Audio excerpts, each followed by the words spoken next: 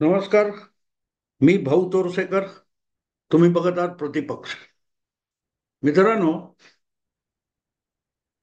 गेल्या 2-3 दिवसामध्ये कुठेतरी युट्यूबवरच एक आंध्र प्रदेशचे मुख्यमंत्री चंद्राबाबू नायडू यांची एक छोटेखानी मुलाखत बघितली. मिंट नावाची काहीतरी एक पोर्टल आहे किंवा त्यांचं युट्यूब आहे, त्याच्यावर ही मुलाखत एका मुलीने घेतलेली बघितली. आणि मला वाटतं हरियाणा निवडणुका संपल्यानंतर आणि महाराष्ट्राच्या निवडणुका बाकी असताना घेतलेली ही मुलाखत आहे.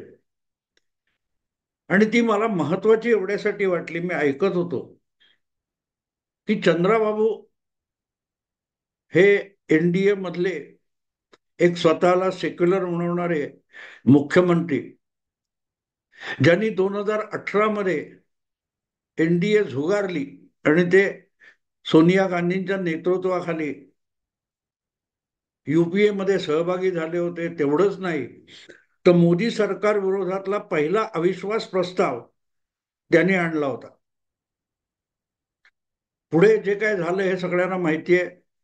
त्यांचं आंध्र प्रदेशातलं मुख्यमंत्रीपद गेलं, लोकसभेत त्यांना दणका बसला.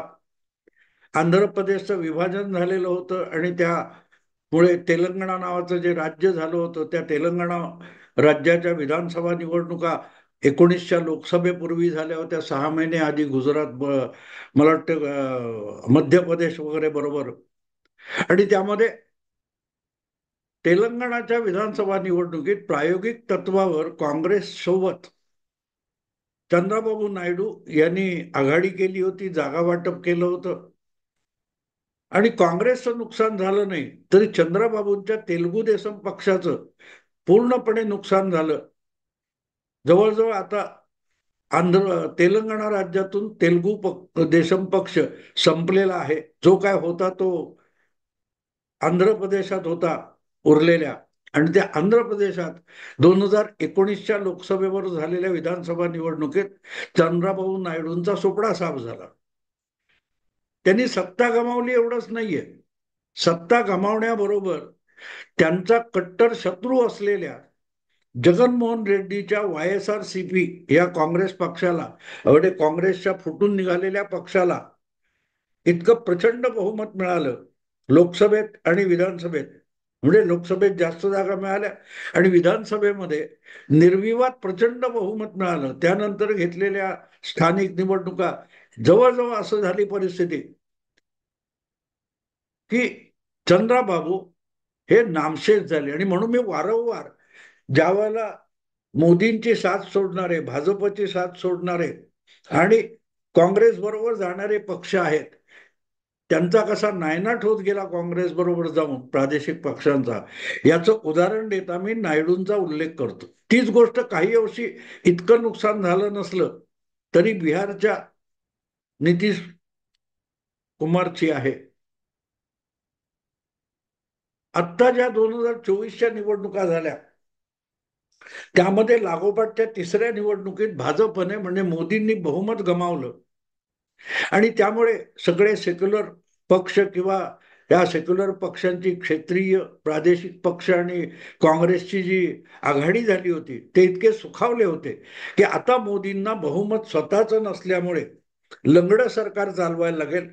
आणि नितीश आणि नायडू हे दोन असे भागीदार आहेत एनडीए मधले की त्यांनी बाजूला व्हायचं ठरवलं तरी मोदी सरकार गडगडेल अशी गाजरं खात होते. आणि तुम्हाला आठवत असेल तर एक गोष्ट मुद्दाम आठवण करून दिली पाहिजे की 2024चे निकाल 4 जूनला लागले आणि त्यामध्ये 303 पासून भाजप 240 पर्यंत गडगडला. पण युपीए एनडीएला बहुमत असल्यामुळे मोदी परत एकदा पंतप्रधान होणार हे स्पष्ट झालं. तेव्हा काँग्रेसचे अध्यक्ष आणि राहुल गांधींच्या अत्यंत विश्वासू आणि स्वतःला इंडिया अलायन्सचा पंतप्रधान म्हणून ज्यांचं नाव सुचवलं गेलं होतं असे काँग्रेस अध्यक्ष मल्लिकार्जुन खरगे यांनी केलेलं एक विधान मला आठवतं की आम्ही आता सरकार बनवण्याचा दावा राष्ट्रपतींकडे पेश करणार नाही. तसं बघायला गेलं तर इंडी अलायन्स म्हणून जी काय आघाडी होती त्यांना मिळालेलं जे एकूण इंडिया आघाडी म्हणून संख्या होती, काँग्रेसची 99 अधिक जे काय होते ते गोळा केले, तरी आकडा हा 234 पर्यंत जात होता. आणि त्यामुळेच एकट्या भाजपपेक्षा सुद्धा इंडी अलायन्स ही आघाडी कमी असताना ज्या फुसारक्या मल्लिकार्जुन खरगे मारत होते की आम्ही आता सरकार बनवण्याचा दावा पेश करणार नाही. पहिली गोष्ट म्हणजे सरकार बनवण्याचा दावा पेश करायला तुमच्याकडे काँग्रेस पक्ष किंवा इंडिया अलायन्स यांचं सुद्धा बहुमत नव्हतं. बाकीचे पक्ष तुम्हाला मदत करतील आणि मग ते पक्ष कोण असू शकतात, तर मोदींना अडचणीत आणू शकणारे जे तत्कालीन उद्धव ठाकरे होते, नितीश कुमार आणि चंद्रबाबू नायडू, हे इंडिया अलायन्स मध्ये येतील ही जी अपेक्षा होती ती धुळीला मिळाली. कारण पहिल्या दिवशीच मोदींनी स्पष्ट केलं होतं या दोन्ही मित्रांना की जायचं तर जाऊ शकता, पण जो पूर्वीचा काँग्रेसचा अनुभव गाठीशी होता तो लक्षात घेतला तर आपण पायावर धोंडा परत एकदा मारून घ्यायचा का, असा प्रश्न त्यांच्या समोर होता. कारण हे दोघेही एनडीए सोडून काँग्रेस बरोबर गेल्यानंतर त्यांचं आतापर्यंत दोनदा प्रचंड नुकसान झालंय आणि त्यातून परत एकदा पक्षाला आणि आपल्या राजकारणाला संजीवनी देण्यासाठी त्यांना मोदींनाच शरण यावं लागलं. हा अनुभव गाठीशी असताना ते दोघे इतके मूर्ख आहेत असं जे पत्रकार, सेक्युलर आणि काँग्रेस पक्षाने इंडिया अलायन्सला वाटत होतं ते किती चुकीचं होतं याचा खुलासा चंद्रबाबू नायडू यांनी ह्या मी सांगितल्या त्या मिंटच्या मुलाखतीमध्ये केलेल्या. मला आठवतं 4 जूनला जे काही लोकसभेचे निकाल लागले आणि भाजपचं बहुमत गेलं, त्यावेळेला एक ऑफर नितीश कुमार आणि चंद्राबाबू नायडू यांना देण्यात आली. अर्थात चंद्राबाबू नायडू यांना पंतप्रधान व्हायची महत्वाकांक्षा कधीच नव्हती, पण केंद्र सरकारमध्ये आपला काही अधिकार असावा एवढी मर्यादित महत्वाकांक्षा ते आरंभापासून पाळत आले. अगदी 1996 मध्ये देवेगौडा पंतप्रधान झाले तेव्हापासून. पण नितीश कुमार यांना मात्र कायम पंतप्रधान व्हायची महत्वाकांक्षा होती आणि तेवढ्यासाठी 10 वर्षापूर्वी 2014 मध्ये मोदी द्वेषामुळे आणि आपल्या महत्वाकांक्षेमुळे नितीश कुमार यांनी एनडीएला रामराम ठोकला होता. पहिल्यांदा स्वतंत्र लढले आणि लोकसभेला 10 वर्षापूर्वी फटका बसल्यानंतर ते काँग्रेसच्या गोटात लालूंना शरण वगैरे गेले. हा सगळा इतिहास आहे. पण ही मिंटची मुलाखत का महत्वाची आहे की ज्याच्याशी आपण लढू पाहतो किंवा ज्याच्याशी आपल्याला लढायचं आहे तो कोण आहे, त्याची क्षमता काय आहे, त्याची ताकद किती आहे आणि तो कुठपर्यंत दूरचा विचार करतो हे जर तुम्हाला माहिती नसेल, त्याची रणनीती तुम्हाला माहिती नसेल, तर मग तुम्हाला त्याच्याशी लढता येत नाही. जिंकणं ही दूरची गोष्ट झाली. साधं लढणंही अवघड होतं, जिंकणं फार दूरची गोष्ट असते. आणि मोदी हा तसा माणूस किंवा तसा राजकीय नेता आहे. भाजपला त्यांनी ह्या आपल्या पद्धतीच्या मुशीत घालून एक नवा पक्ष म्हणून बनवलेला आहे. मी अनेकदा उदाहरण देतो की गावस्कर सांगायचा पूर्वीच्या काळामध्ये 40 वर्षापूर्वी की ऑस्ट्रेलिया, इंग्लंड किंवा वेस्ट इंडिज यांच्याशी आम्ही चांगली लढू शकतो, झगडू शकतो, पण जिंकू शकत नाही. याचं कारण we don't have that killer instinct. जिंकण्याची अनिवार्य इच्छा ही या 3 संघांकडे आहे आणि ते भारतीय टीमकडे नाही. म्हणूनच भारताला या बलाढ्य वाटणाऱ्या इंग्लंड, ऑस्ट्रेलिया, वेस्ट इंडिजला हरवता येत नाही हा गावस्करचा दावा होता. आणि जेव्हा ती किलर इन्स्टिंक्ट आली, कपिल देव, त्याच्यानंतर गांगुली, महेंद्रसिंग धोनी, विराट कोहली, त्यानंतर भारत जिंकायला लागला. नेमकी तीच गोष्ट भाजपच्या बाबतीत होती. मोदी आणि शहा यांच्या काळामध्ये ती किलर इन्स्टिंक्ट, जिंकण्याची अनिवार्य इच्छा, ईर्ष्या, यातून भाजप आजच्या परिस्थितीत आलाय. आणि म्हणून भाजपला समजून घेतल्याशिवाय त्याच्याशी लढणं अवघड आहे, जिंकणं दूरची गोष्ट आहे. आणि तीच गोष्ट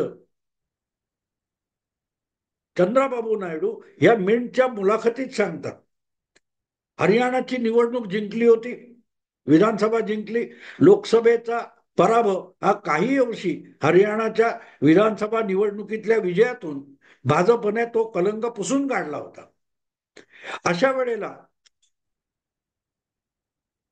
चंडीगडमध्ये हरियाणाच्या नव्या सरकारचा जो शपथविधी भाजपने केला होता, त्यामध्ये मुद्दाम आपली राष्ट्रीय ताकद दाखवण्यासाठी फक्त भाजप नव्हे, म्हणजे भाजपचे मुख्यमंत्री नव्हेत विविध राज्यातले, जे काय 12-14 राज्यात असतील तेच नव्हे, तर भाजपच्या सोबत एनडीए मध्ये असलेल्या मुख्यमंत्र्यांना सुद्धा, म्हणजे नितीश कुमार, नायडू वगैरे त्यात आले, यांना सुद्धा भारतीय जनता पक्षाने हरियाणाच्या सरकारच्या शपथविधीमध्ये मुद्दाम अगत्याने बोलवलं होतं. जसं आता देवेंद्र फडणवीसांच्या शपथविधीला एक मोठी इव्हेंट केली, नेमकी तशीच गोष्ट भाजपने आणि नरेंद्र मोदी आणि शहांनी हरियाणाच्या बाबतीत केलेली होती. आणि ती आठवण या मुलाखतीमध्ये चंद्राबाबू अतिशय रंगून आणि गंभीरपणे समजावत आहेत. ती गंमत अशी आहे मित्रांनो, की त्या शपथविधीचा समारंभ थोडा त्रोटक होता, पण तिथे मोदींनी एनडीए मध्ये सहभागी असलेल्या विविध पक्षाच्या 14-15 मुख्यमंत्र्यांची एक बैठक घेतली आणि ही बैठक जवळजवळ 4 तास चालली. आणि त्या 4 तासामध्ये प्रत्येक राज्याचे जे एनडीए मध्ये असलेले मुख्यमंत्री आहेत आणि त्या पक्षाचे वरिष्ठ नेते आहेत, अशा सगळ्या मुख्यमंत्र्यांना निमूटपणे बसून कुठलाही उलटा प्रश्न न विचारता नरेंद्र मोदीने त्यांच्या राज्यातल्या समस्या, प्रश्न आणि गरजा आणि अपेक्षा याविषयी 4 तास ऐकून घेतलं. देशाचा पंतप्रधान 4 तास आपले स्वपक्षीय आणि मित्रपक्षीय मुख्यमंत्री आणि साथी यांच्या अपेक्षा आणि गरजा निमूटपणे ऐकून घेतो आणि त्याचं मनन करतो, त्याच्या नोट्स काढतो. या गोष्टी बघून चंद्रबाबू इतके भारावून गेले होते की जे त्यांच्या बोलण्यातून जो आदरभाव देशाच्या पंतप्रधानाविषयी दिसत होता त्या मुलाखतीत, तो लपत नाही. पण हे सगळं सांगताना त्यांनी जो एक वाक्य असं त्या मुलाखतीत बोललेलं आहे की ते वाक्य ऐकून ती मुलाखत घेणारी महिला पत्रकार सुद्धा गडबडून गेली. चंद्राबाबू नायडू त्या मुलीला एका प्रश्नाच्या उत्तर देताना म्हणाले की ते ज्या पद्धतीत आम्हा सगळ्यांचं 4 तास ऐकत होते पंतप्रधान, ते बघितल्यानंतर आमच्या गोष्ट एक लक्षात आली, निदान माझ्या लक्षात आली, की हा माणूस पुढे 5 वर्ष सरकार कसं चालवायचं याच्या चिंतेत अजिबात नाही. कोण पाठिंबा काढून घेईल का, आपलं बहुमत नाहीये अशा वेळेला सरकार गडगडेल का, याची किंचितही फिकीर पंतप्रधान नरेंद्र मोदींना नाहीये. सरकार कसं चालवायचं, पुढची 4.5 वर्ष 4 वर्ष सरकार कसं चालवायचं याची नरेंद्र मोदींना तिळमात्र चिंता नाहीये. उलट 4.5 वर्षानंतर 2029 मधल्या ज्या लोकसभा निवडणुका अपेक्षित आहेत, ठरल्या वेळेप्रमाणे येणार आहेत, त्या निवडणुका कशा जिंकायच्या याचे विचार पंतप्रधानांच्या डोक्यात घोळत होते. He is preparing for 29th असं सांगताना चंद्राबाबू नायडू यांचे त्या मुलाखतीमध्ये जे डोळे चमकतात ते बघण्यासारखं आहे. शक्य झालं तर प्रत्येकाने मुद्दाम ती मुलाखत बघावी असं मी आग्रह करीन. शोधून परत जमलं तर या व्हिडिओ खाली त्याची लिंक पण देईन.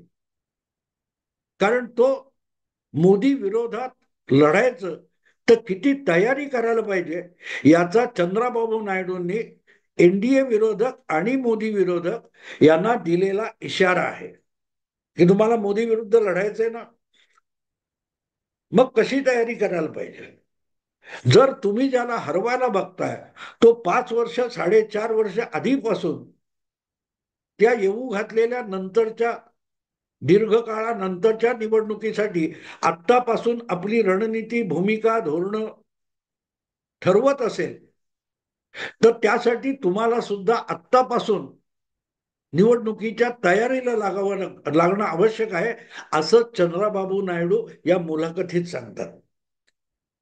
आणि अशा रीतीने जर समोरच्याशी लढायचं असेल, जो इतक्या दीर्घकालीन तयारीनिशी निवडणुकीत उतरतो, ते लढायचं असेल तर राहुल गांधी ज्या पद्धतीचा पोरकटपणा करतात, विरोधी नेता म्हणून ज्या हास्यास्पद चाळे करतात, त्यातून मोदींना हरवणं बिलकुल शक्य नाही, असंही यातून चंद्रबाबू नायडू एक प्रकारे सूचित करत असतात.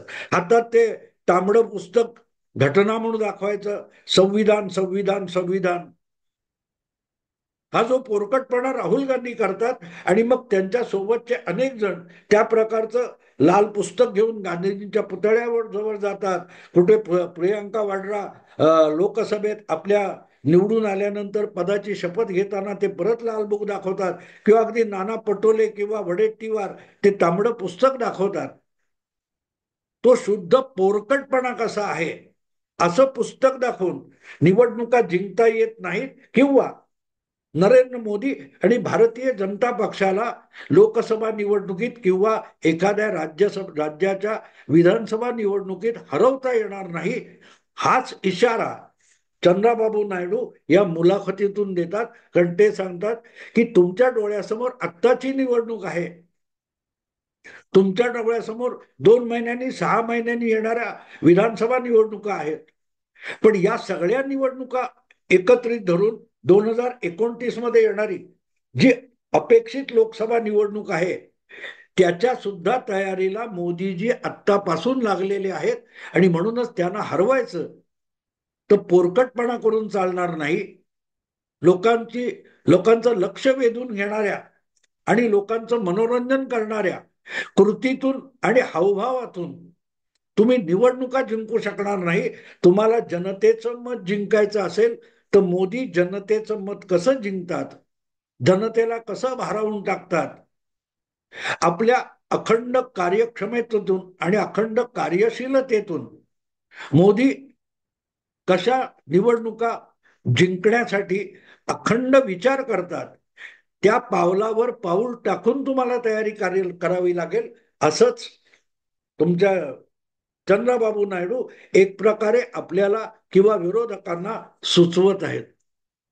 हा विषय मी मुद्दाम घेतला की ज्या हास्यास्पद प्रकारे आता शरद पवारांसारखा एक जबाबदार आयुष्य राजकारणात 60 वर्ष घालवलेला माणूस ज्या पोरकटपणे बॅलट पेपरवर पाहिजे ईव्हीएम विरुद्ध शंका घेतो आणि गावोगावी ग्रामपंचायतीतून ठराव पास करा म्हणून सांगतो, तेव्हा मोदींचा पासंगाला सुद्धा शरद पवार पुरणारे नाहीत, या निष्कर्षापर्यंत आपल्याला यायला लागतं. या देशामध्ये जवळजवळ 5-6 लाखाच्या आसपास गावं आहेत. अशा किती गावामध्ये कागदी मतपत्रिका किंवा बॅलेट पेपरवर निवडणुका घ्याव्यात आणि ईव्हीएमच्या निवडणुका आता बाद झाल्या असं आंदोलन घेऊन तुम्ही जाणार आहात? कारण ह्या सगळ्या याच्या 1 लाख गावामध्ये सुद्धा अशा प्रकारचे प्रस्ताव मंजूर करून घेणं आणि सुप्रीम कोर्ट किंवा निवडणूक आयोगामार्फत सक्तीने कागद मतपत्रिका आणण्याची स्ट्रॅटेजी घेऊन तुम्ही जाणार असाल तर 4 वर्ष सुद्धा त्याला पुरणारी नाही. मी 6-7 लाख ग्रामपंचायतीमध्ये असे प्रस्ताव होण्याचं म्हणत नाहीये, पण 1 लाख ग्रामपंचायतीमध्ये असे प्रस्ताव करणं सुद्धा किती अशक्य आहे. आणि त्यासाठी जी सगळी ऊर्जा आणि शक्ती खर्ची पडेल, तेवढ्या वेळात पुढली लोकसभा निवडणूक दारात येऊन उभी राहिलेली असेल. आणि म्हणून चंद्राबाबू नायडू जे म्हणतायत की मोदीजी आत्तापासून त्या निवडणुकीच्या तयारीला लागलेत, आणि ते लागलेले असताना तयारीला ज्या प्रकारे तो माणूस 14, 15, 16 मुख्यमंत्र्यांना 4 तास शांतपणे ऐकत बसतो, त्यांची बाजू समजून घेण्याचा प्रयत्न करतो, ती क्षमता असलेला कोणही नेता जर इंडी अलायन्सकडे, काँग्रेसकडे किंवा मोदी विरोधकांकडे नसेल तर मीडियामधून तुम्ही लढाया जिंकाल, माध्यमातून अगदी सोशल मीडियामधून तुम्हाला फार मोठी बाजी मारून जाता येईल. पण जेव्हा प्रत्यक्ष मतदान होतं, जेव्हा देशातले 50-60 कोटीच्या आसपास मतदार हे मतदानाच्या आखाड्यात उतरतात, तेव्हा ती निवडणूक जिंकणं तुमच्या आवाक्यात नसते, कारण तुम्ही तितक्या लोकांपर्यंत पोहोचत सुद्धा नाही. तुमची अशी अपेक्षा आहे की माध्यमातून, सोशल मीडियातून आपण जे काय प्रचार अपप्रचार करतो त्यांनी लोक मतं बदलतील, तर तसं नाहीये. आपल्या लक्षावधी कार्यकर्त्यांना आणि कोट्यवधी पाठीराख्यांना मोदी आपल्या कृतीतून, वागण्यातून ज्या प्रकारे प्रेरित आणि प्रोत्साहित करतात, त्याच्याशी टक्कर घेण्यासाठी त्याच्या जवळपास जाईल एवढ्या लोकसंख्येला प्रोत्साहित आणि प्रेरित आणि उत्साहित करण्याची तयारी असलेला नेता आणि संघटना उभी करावी लागेल. आणि त्यासाठी आत्तापासून मोदी कामाला लागलेत, आणि तुमच्या डोक्यात सुद्धा मोदी 29च्या तयारीला लागलेत हे नसेल, तर परत एकदा विरोधी पक्षांचा आगामी लोकसभा निवडणुकीत 4.5 वर्षांनी पाला पाचोळा झाल्यासारखं झाल्याशिवाय राहणार नाही, असंच एक प्रकारे चंद्राबाबू नायडू सांगतात. इच्छा असेल त्यांनी बघावं, मोदींना हरवायची दुर्दम्य इच्छा असेल त्यांनी त्या दृष्टीने हालचाल करावी. संपूर्ण पराभव नाही, पण थोडा तर पराभव करणं शक्य होईल, धक्का देणं शक्य होईल. असो, जो इशारा मोदी समर्थक असून मला कळू शकतो, तो जर मोदी विरोधकांच्या गावी सुद्धा नसेल, तर आणखी किती वर्ष मोदी आणि भाजप हे भारतीय राजकारणाचा केंद्रबिंदू असतील, हे मी वेगळं समजवण्याचं कारण नाही. आत्ता इथेच थांबतो. आवडलं लाईक करा, शेअर करा आणि प्रतिपक्षाला सबस्क्राईब करा. नमस्कार.